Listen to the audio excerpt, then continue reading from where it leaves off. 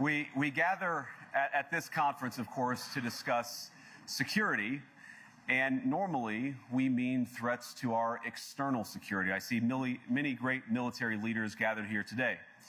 But while the Trump administration is very concerned with European security and believes that we can come to a reasonable settlement between Russia and Ukraine, and we also believe that it's important in the coming years for Europe to step up in a big way to provide for its own defense, the threat that I worry the most about vis-à-vis Europe is not Russia, it's not China, it's not any other external actor.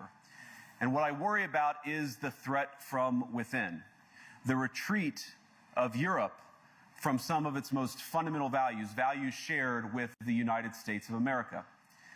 Now, I was struck that a former European commissioner went on television recently and sounded delighted that the Romanian government had just annulled an entire election. He warned that if things don't go to plan, the very same thing could happen in Germany, too. Now, these cavalier statements are shocking to American ears. For years, we've been told that everything we fund and support is in the name of our shared democratic values.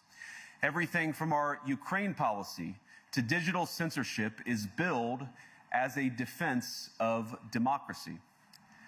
But when we see European courts canceling elections and senior officials threatening to cancel others, we ought to ask whether we're holding ourselves to an appropriately high standard. And I say ourselves because I fundamentally believe that we are on the same team. We must do more than talk about democratic values, we must live them. Now, within living memory of many of you in this room, the Cold War positioned defenders of democracy against much more tyrannical forces on this continent. And consider the side in that fight that censored dissidents, that closed churches, that canceled elections.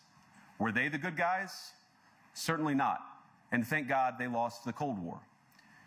They lost because they neither valued nor respected all of the extraordinary blessings of liberty. The freedom to surprise, to make mistakes, to invent, to build.